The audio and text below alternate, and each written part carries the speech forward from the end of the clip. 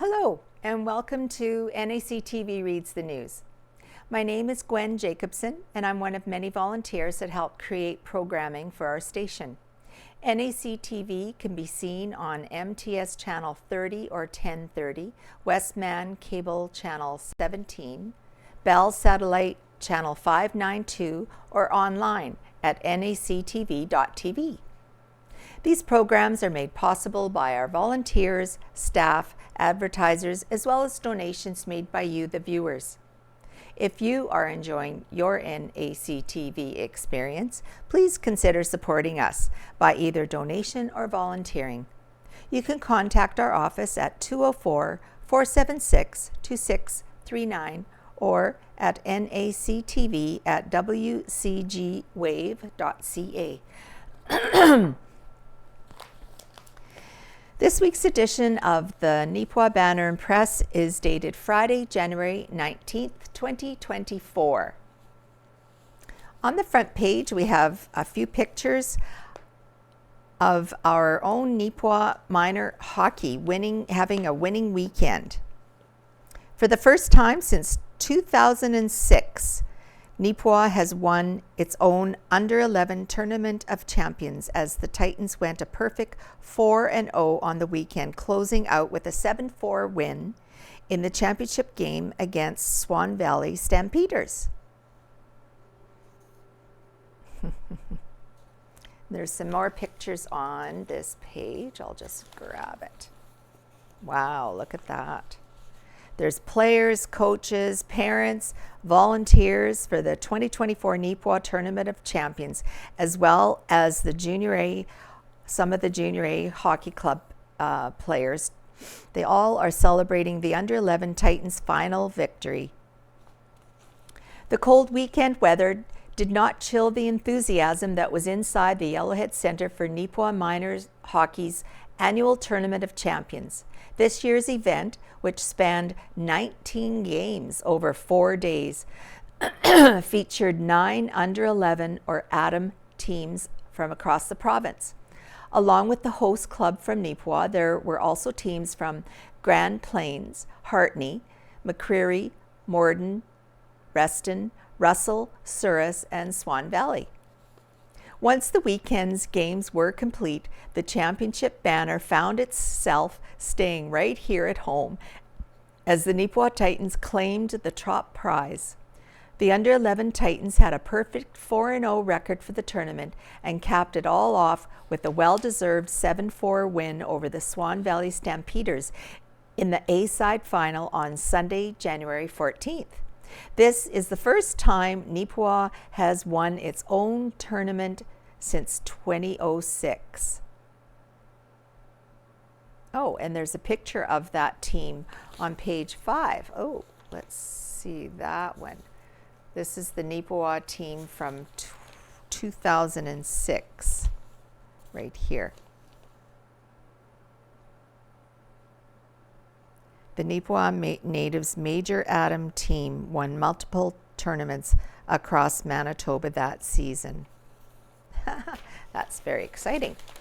Anyways, it goes on to say, the game itself was a close one for the majority of regulation. In the first period, Neepawa jumped out to a quick 3-0 lead with goals from Grayson Steen, Ethan Vandenbush, and Jensen Cameron. Swan Valley climbed back into it, however, with a pair of their own just before the intermission. For the second period, Neepawa once again struck first with a Beckham Caselny shot, finding the back of the net at 12:28.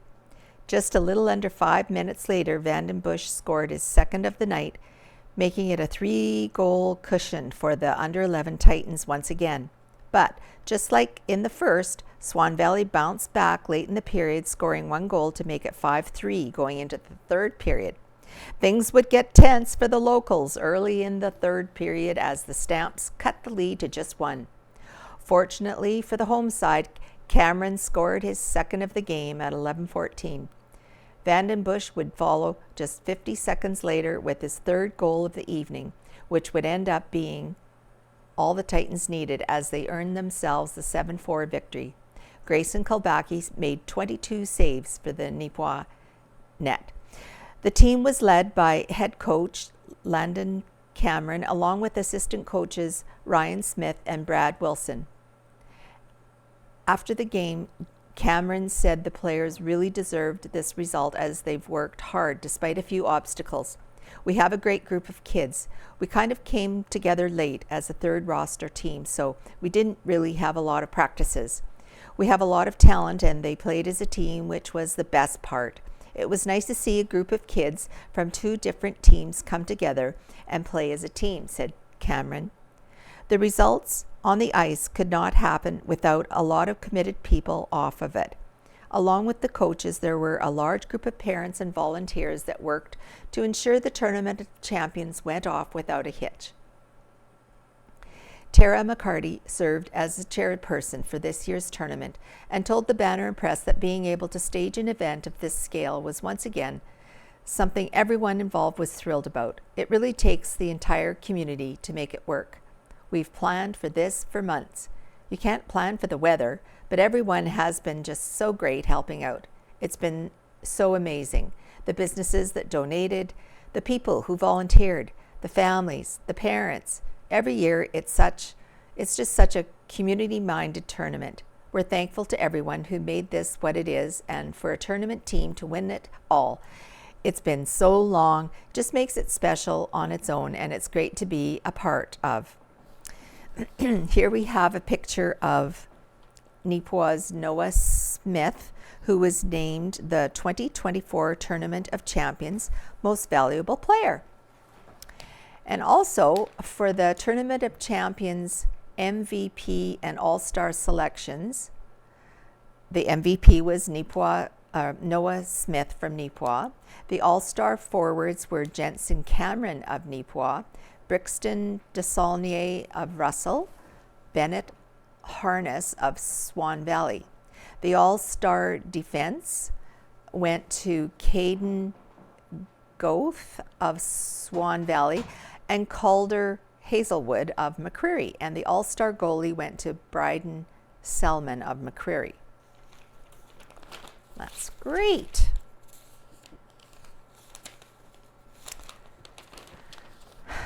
All right.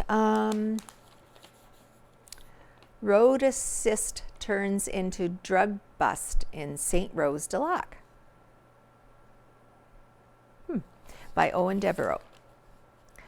A neighborly gesture from a friendly RCMP officer ended up turning into an unexpected drug bust for that same officer. On January 15th at around 12:30 in the morning, a St. Rose de Lac RCMP officer was on patrol on Highway number 5 within the community when a motorist was seen changing a tire on the side of the road. The temperatures at the time were ranging to 38 below Celsius with the wind chill, so the officer pulled over to offer their assistance. According to the police media report on the arrest provided to the Banner and Press, the officer immediately noted there were no plates on the vehicle. When police questioned the driver and lone occupant of the vehicle, the man could not produce any registration or bills of sale. He also did not have a license to present and provided a name the officer suspected was false. When the officer approached the vehicle, open alcohol was also seen. The male was arrested for failing to have a license and having open liquor. He was also charged with obstructing a peace officer by not providing his true identity and taken into custody. A search of the vehicle later found several individual bags containing a substance believed to be methamphetamine, as well as prescription drugs and various gift cards. When the male was searched, police located a bag of substance believed to be cocaine, as well as empty baggies and multiple cell phones. Once detained, the suspect could not be fingerprinted due to injuries they sustained from changing a tire in freezing temperatures. Oh my goodness. He was immediately taken to hospital for medical treatment. The accused later identified himself as 28-year-old Clint Neepawa from Dauphin. Neepawa was found to have 3 warrants out for his arrest for failure to comply ×2 and failure to attend court. He is charged with possession for the purpose of trafficking ×2 and obstruct a peace officer. He also received an open liquor ticket. As of the publication deadline, Neepawa remained in custody. Ooh.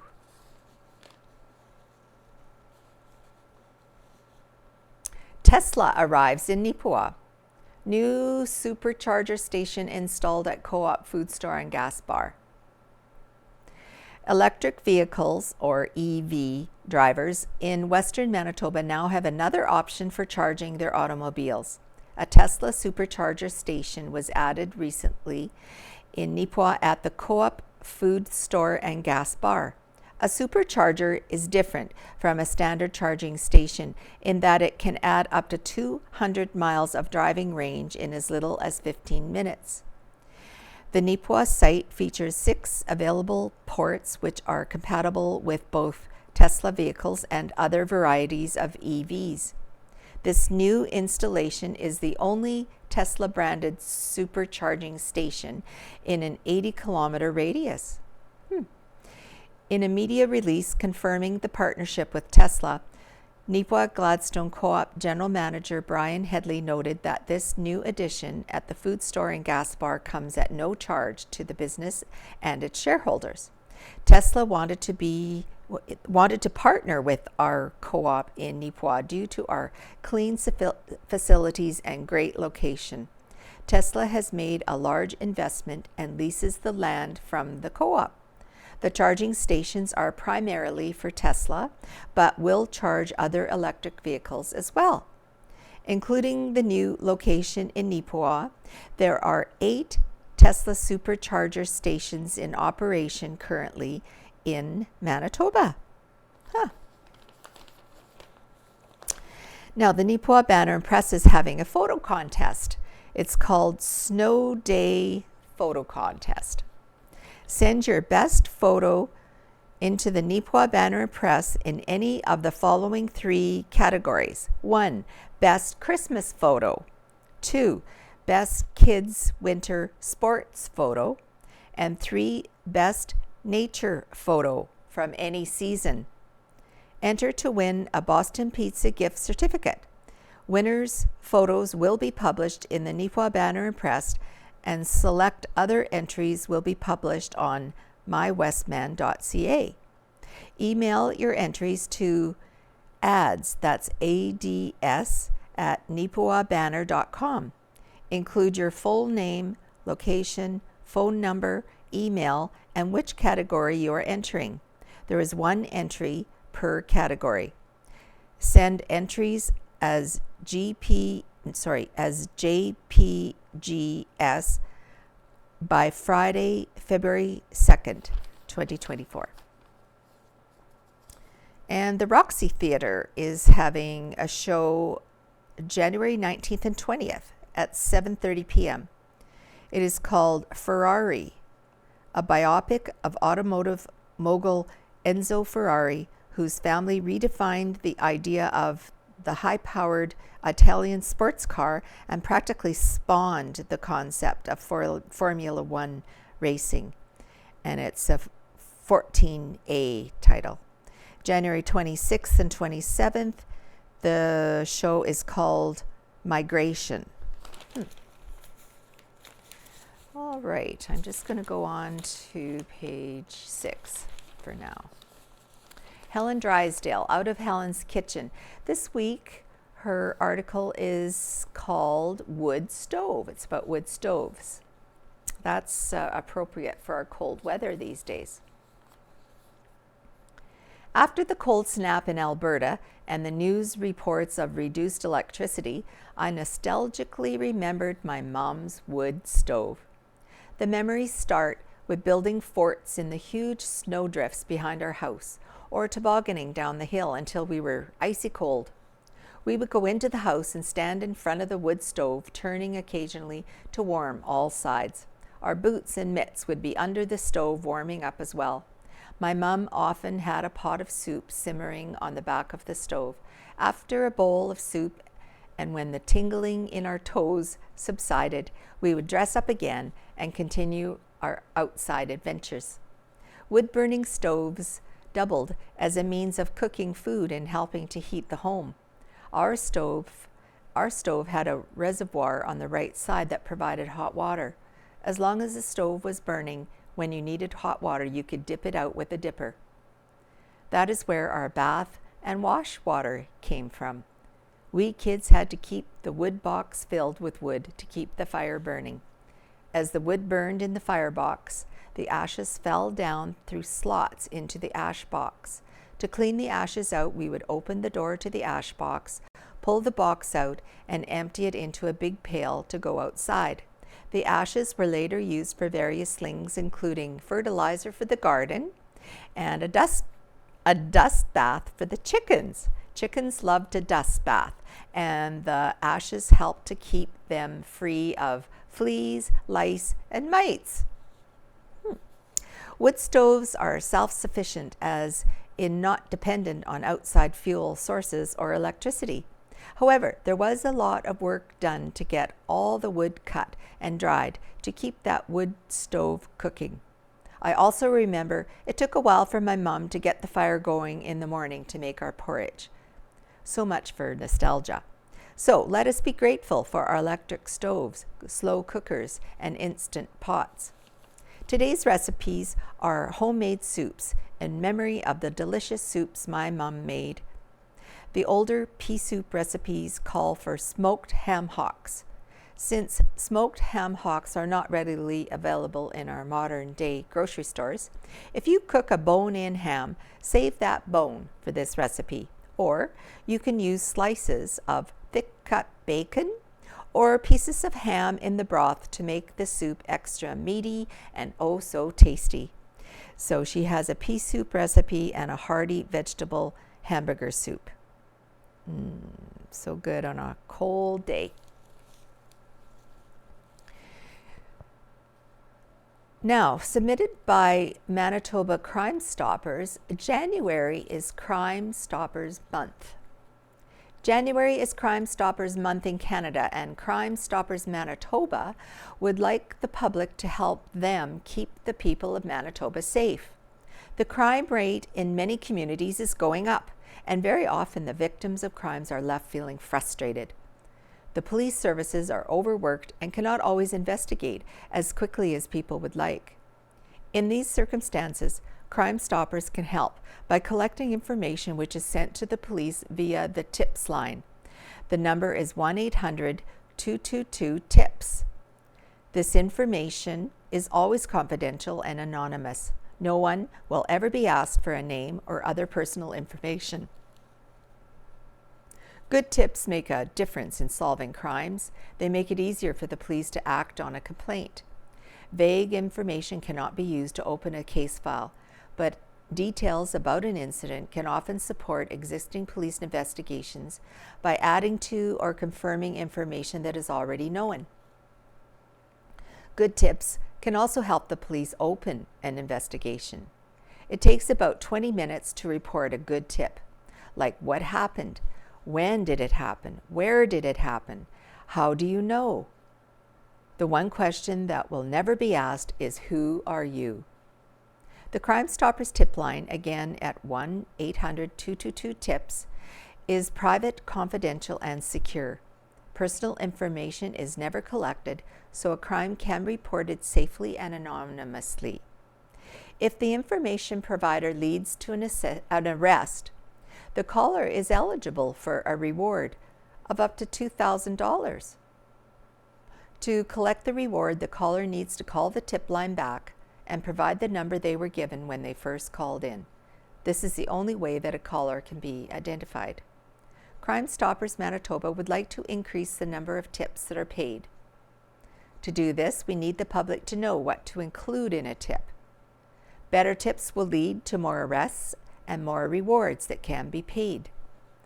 The more tips that are received, the more crimes that can be solved, and the safer all Manitobans will be. When you know something about a crime in your community or elsewhere, call 1-800-222-TIPS. Be eligible for a reward and help protect all Manitobans. Next, we have a business award being honored with national recognition by Owen Devereaux. The rest of Canada now knows exactly what Neepawa has known for quite some time, that Frozen Fire Studio as a business is really something special. The local recording and production studio was recently named a winner of the Canadian Choice Award, or CCA, a national organization that recognizes the achievements of small to mid-sized Canadian-based businesses. Frozen Fire won in the studio category for small businesses. The in-house Frozen Fire team consists of 5 members, but also partner with other arts sector professionals. Jeff Descender, the owner and operator of Frozen Fire, said this type of acknowledgement means a lot to him because it's based on the contributions of the entire business's team. This acknowledgement definitely reassured us that we are doing what we can to help artists and other clients the best that we can to succeed in their dreams of the arts, said Descender. He also added that the staff at Frozen Fire feel as though this achievement must be shared with all our clients, supporters, and even a few of the naysayers. To us, we believe that this award is for all of us, meaning the community. It's not just our own to accept. We always have done what we can for our local community, volunteered where we could, sit on some of the boards, sponsor events, and what have you. But this one is for our small town. As for what this type of recognition means for Frozen Fire on a national level, Descender said, if it assists in any way with their already long established efforts to support mental health initiatives, it would be all the more gratifying. Aside from its recording and production aspects, Frozen Fire also created Light the Flame for Mental Health back in 2020, which focuses on mental health, trauma, and addictions. They also champion several other mental health campaigns, both on television and on social media. Frozen Fire Studios was established in Neepawa in 2018. Over the years, it has adapted from a music and production studio into a multi-platform performance endeavor, which includes videography, live audio services, promotions, artist management, social media management, digital design, and much, much more. So here we have a picture of Jeff Descender, the owner and operator of Frozen Fire Studio of Neepawa.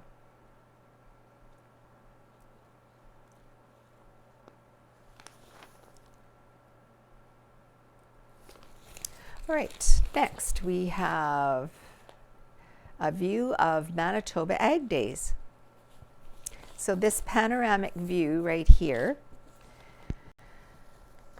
showcases one of the display areas for the Manitoba Ag Days held at the Keystone Centre in Brandon as it appeared on the morning of January 17th.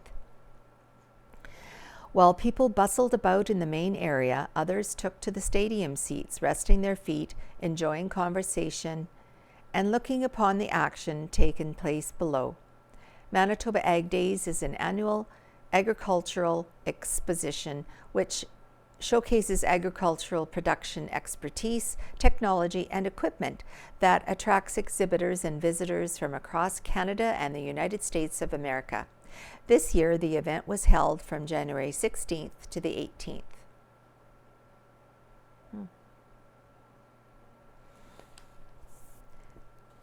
Carberry Minor Hockey by Jolene Belciunas. Under 13 Plainsmen started the Portage Silver Smash tournament with a 6-4 win. Jackson Baker for winning player of the first game. Under 13 Plainsmen won their second game against Carman, 6-2. Kevin Elliott, who won player of the game and scored a hat trick. The under 13 Plainsmen took on McGregor in a close game that ended with a 5-4 win in overtime. Jackson Baker, who won the player of the game for a second time and scored the winning goal. Under 13 Plainsmen fought hard and won their game against Elm Creek 8-3. Kyson Rempel won Player of the Game. This team played a tough game in the finals at the Portage Silver Smash Tournament. They skated hard, played a good game, and ended up winning the silver medal, making them place second out of 20 teams. Connor Mitchell won Player of the Game in the final game. The under-11 team played in Killarney on Sunday, but unfortunately did not end up with a win. Carberry under-9s made it to the final in their home tournament and lost to McGregor 11-10 with a nail biter ending, gaining them a silver medal. Our under-15 team won against Boys of Vain in the first of their 3-game provincial playoff series.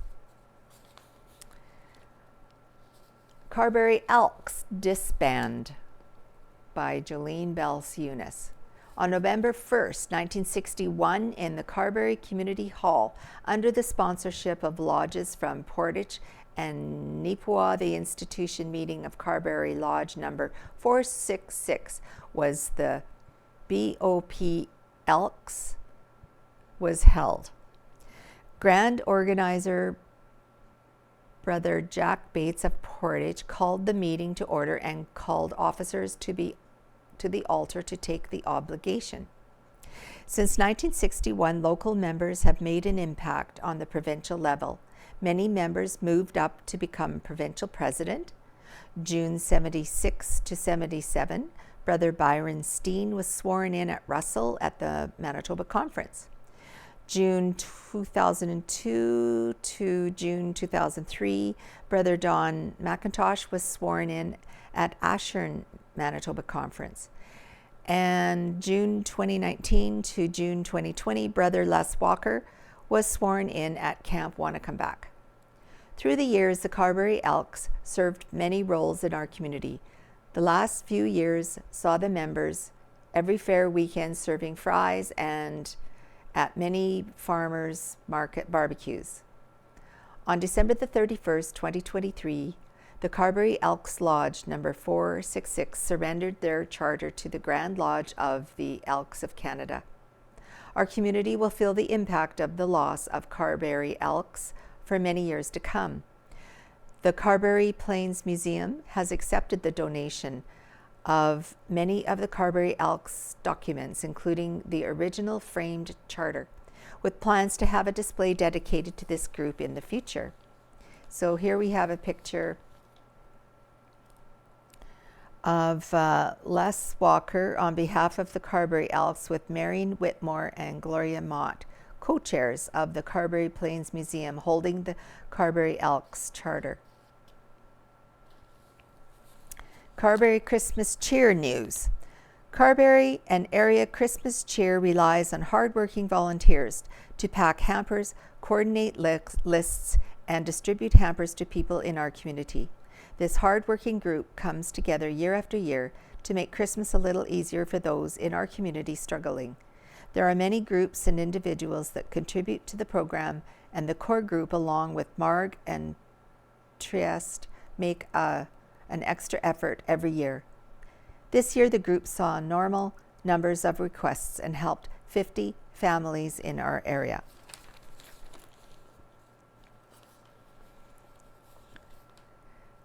Now, the Neepawa Titans win 2 of 3 at home. The Neepawa Titans have started to find their stride again, winning 2 of their 3 most recent games. While Neepawa did lose to Winkler on Saturday, January the 13th, pictured here, their wins this week came after divisional rivals, the OCN Blizzard and Verdun Oil Capitals, 5-1 and 4-2 respectively. Very exciting games. And coming up for the Neepawa Titans Junior A hockey team are home games. The next one is January 26th at 7:30 against Portage. So come to the Yellowhead to enjoy some great hockey entertainment. They are in 4th place at this point. Verdun Oil Caps in first place. The Blizzard are in second place, and Dauphin Kings in third. That's the Western Division.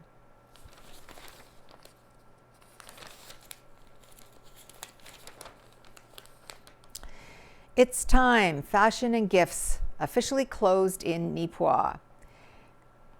They held their last business day on January the 13th, 2024. The store is now closed as further preparations are made for the coming of the Mill Lifestyle store owned by Lisa Adams, which will be opening at the location formerly owned by NACTV.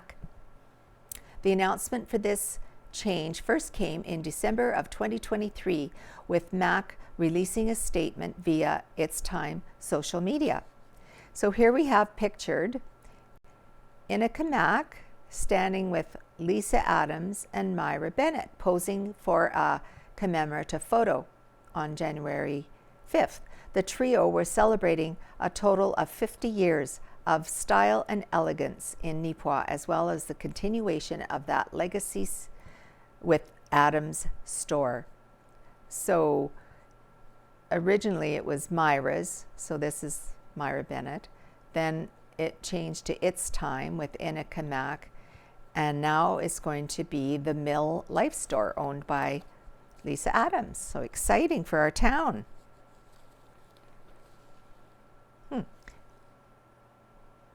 This article is a sponsored content.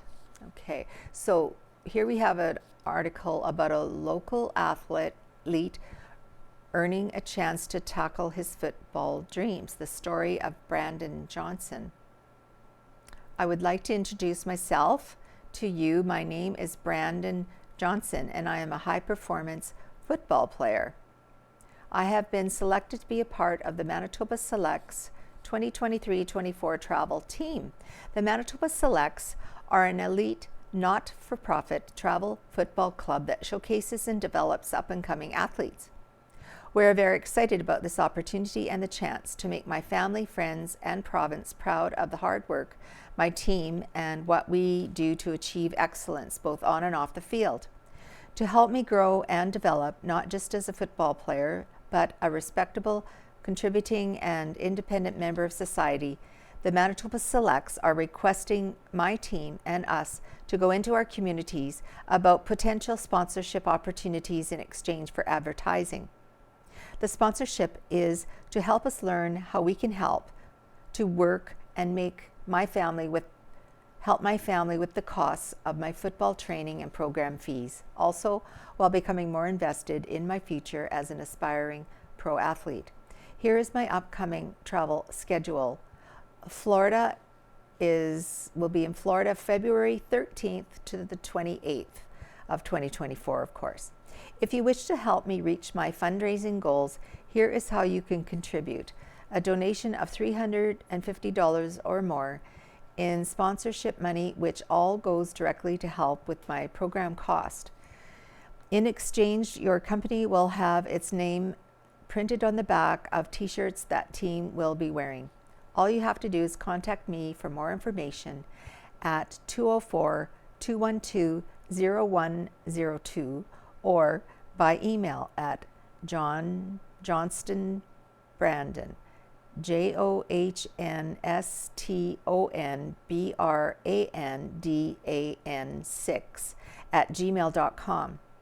Sponsorship checks can be made out to Manitoba Selects and come with a receipt that can be written off as advertising/fundraising. Thank you for your consideration in supporting me as I work hard towards my dreams of becoming a young, hardworking Manitoban football player. Manitoba Youth Beef Roundup announces 2023 scholarship recipients, submitted by the Youth Beef Roundup. Youth Beef Roundup would like to congratulate our 2023 scholarship recipients, Lane Muir, pictured here, Emily Spears, pictured here, and Allie Lavich. Lane Muir of Glenella, Manitoba, was one of the recipients of Manitoba Youth Beef Roundup Scholarship.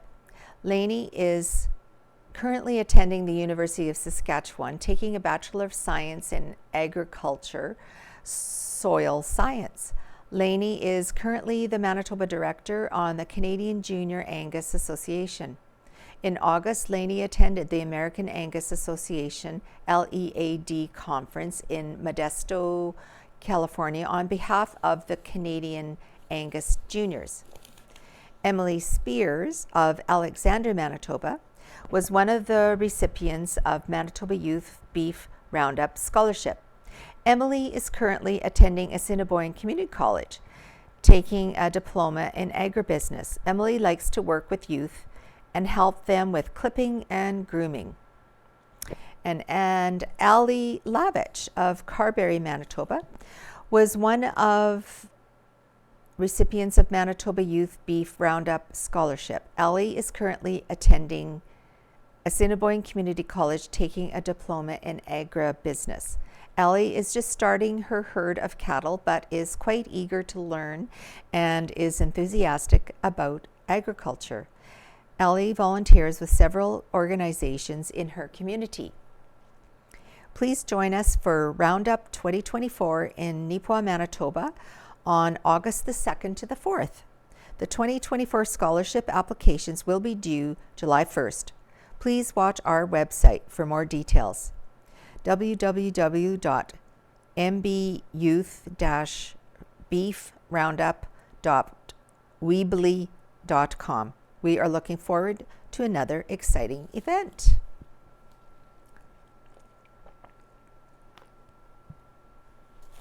Okay, let's go back to this page and we will read Homebodies by Rita Friesen. This week it's entitled Talents and Skills. A question posed in a reflective book I'm currently rereading: what talents or skills did your parents give to you? The chapter enlarged upon the time and effort it requires to pass both of these things on to our children, remembering that they learn as much from our words and actions and attitudes as they do from formal instruction. I appreciate the question and took the time to wonder what I learned from my parents. Not having any brothers, I got to be the outside girl, often helping my father with farm work, and after a few years of learning, being left in charge while he pursued an education and then accepted teaching positions.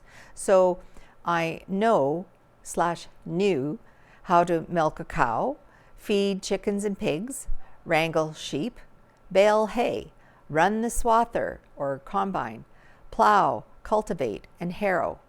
I knew the importance of raising livestock for breeding, sale, or consumption. Don't give some critters names. Fencing, crafting a water-resistant bale stack, repairing corrals, and working with time constraints and under a supervisor were also skills taught by words and example. Dad, a lifelong learner, would take work breaks to discuss world events, faith, theology, and human nature, leaning up against a rail fence or tractor fender, or resting on a pitchfork anchored in the earth. We could work and think at the same time. The life lessons did not include auto maintenance. The lessons I learned from my mother were taught: how to embroider, sew, repair, and patch. She taught me how to keep a clean house, how to prepare basic meals and fundamental baking. It was my Aunt Tilly that worked with me to master baking bread and pies. Looking back, I recognize that my love of gardening and growing food was handed down from my mother as well. I can honestly say that I would rather spend a summer afternoon stacking the small square bales than weeding the garden, but I know the weed types and how to eradicate them. I recognize wildflowers, birds, and the different kinds of trees growing in our province due to her influence. The bookshelf had a wide variety of information on the flora and fauna of the prairies. Both parents encourage great work ethics, a love for reading, and taking time for family and table games. Along the way, I formulated my own faith journey, finding my own compass and becoming me. The other question, in conjunction with the first, which ones can you pass on to your children? For me now, it's not so much which ones can I pass on, but which ones did I pass on? And if you spoke to any of my 5 children, the answers would vary greatly. It's a little challenging to teach creative kitchen skills when I had/have none and no desire to attain them. I did give all the children free range in the kitchen, including conscripted times for prepping meals, table setting, and after meal cleanup. I hope that all of them learned honesty to themselves and others, self-acceptance, and an inner compass. I hope.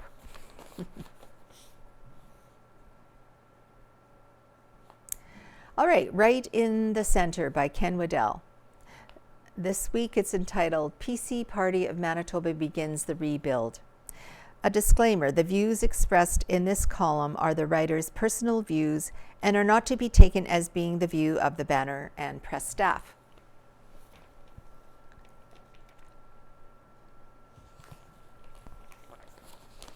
All right, last fall I wrote a column on the Progressive Conservative Party of Manitoba and their less than enviable record for choosing how to elect a leader. When the party replaced Gary Filmon around 2000, there was a coronation of Stu Murray. In 2006, the election of Hugh McFadden was pretty much a coronation. Then the party selected Brian Pallister in an acclaimed race. The party elite did their best to make the selection of Heather Stephenson a couple of years ago a coronation. Now, after years of fumbling around in the back rooms of Winnipeg, the party met last weekend to select a leader using a point system that is a bit like the method used by Conservative Party of Canada to select their leaders. It's a point-weighted system designed to level out the influence of all areas of the country to theoretically get a leader that has the backing of a wider group of people. The CPC was basically forced into this system by former PC Party Canada leader Peter MacKay. The PC Manitoba meeting last week was anything but clear in how members could participate. I know of no delegate selection process. The meeting was not open to the media either. The basic problem is that running a political party takes a lot of work, tons of money, and quite frankly, PC Manitoba doesn't have many staff, an inconsistent organization, and almost no vision as to how to run the province. I know many of the MLAs, and I think they are frustrated. The party has a headquarters in an awkward old building at 23 Kennedy Street in Winnipeg. Depending on fundraising and the whims of the board or leader, the headquarters operates sporadically, to say the least. Most of the local electoral district organizations are pretty sketchy in how they operate. In some city electoral districts, there is no organization at all. Even in strongly held ridings, the boards are almost non-existent. If the PC Party of Manitoba is looking for advice, and based on past experience they usually aren't, they should go slow with the leadership selection process. It should be well laid out with clear criteria, reasonable admission deposits, and lots of time before deadlines. Unlike the past leadership events, the current MLAs should not state their preference publicly. Endorsements carry a lot of weight, but abundant endorsements did not yield the best results in several of the past leadership races. The electoral records show that quite clearly. There has been a correlation that shows that a high number of MLA endorsements has not yielded electoral success by the chosen leader. PC Manitoba needs a major overhaul that includes a better headquarter building in a much better location. Nobody, even urban people, want to go to 23 Kennedy. It's hard to get to, hard to find parking, and it's a very inaccessible building. More important than headquarter location, PC Manitoba needs to clearly define itself. In the last election, they defined themselves as not liking Wab Kinuuth and refusing to even discuss how to recover bodies of murdered women. I agree that spending $100 million or more on recovery of bodies from the landfill is a lot of money, but the PCs should have at least sat down and talked it over. As far as slamming Wab Kinuuth, I personally advised Premier Stephenson not to do that, but if she agreed with me, she did not stand up to the campaign team, and she should have. Slamming people personally is not the best approach, especially when there are policies to be debated. As far as Wab Kinuuth is concerned, he openly admitted that some of his actions in younger days were not what they should have been. He made that very clear in a speech. On a personal basis, I have met Wab Kinuuth a few times, and he's been very polite and respectful to me. On a few occasions, he has met me in the halls of the legislature and has always taken a moment to talk to me. I think that is an important thing for a politician to do. The PC Party of Manitoba needs to shape up as an organization. They have some very good MLAs and some really smart organizers, but they need a lot more of both. We'll see if they can strengthen the party to be an effective opposition and perhaps form government again. Next, we have Faithfully Yours by Neil Stroshine. It's entitled A Line from the Past. It's January 20th, 1961, and we are standing in Washington, D.C., in front of the east portico of the Capitol building. Today, it has been turned into a stage, and at precisely 12 noon, Chief Justice Earl Warren will administer the oath of office to John F. Kennedy, the youngest person ever to be elected as President of the United States. Immediately after taking the oath, now President Kennedy stepped to the podium to deliver his inaugural address. It took just 10 minutes to deliver, but it contained a sentence that will be forever linked to his name. After reviewing the domestic and international challenges his country was facing, Kennedy uttered these immortal words: "My fellow Americans, ask not what your country can do for you. Ask what you can do for your country." Kennedy's words would not be welcomed by some people today. They would turn them around to read, "Ask not what you can do for your country, ask what your country can do for you." That, in my view, is at least a most dangerous question. I am not a prophet, nor am I the son of a prophet. I am a country preacher, the son of an Alberta farmer, but I have been around long enough to witness a very significant change in the Canadian society. We are rapidly losing the independent, entrepreneurial spirit that filled past generations. They did not expect their country to do anything for them. Accepting any form of government assistance was something they did as a last resort. They learned to work together and help each other. They invested in their farms, their families, their local communities, and their churches. They built community halls, ice skating and curling rinks, schools, and outdoor recreational activities. They worked with local governments, many of them serving as municipal councillors, to build and maintain roads, drainage systems, and other infrastructure as needed. They knew they would never live to see the full benefits of their hard work and dedication, but that didn't stop them.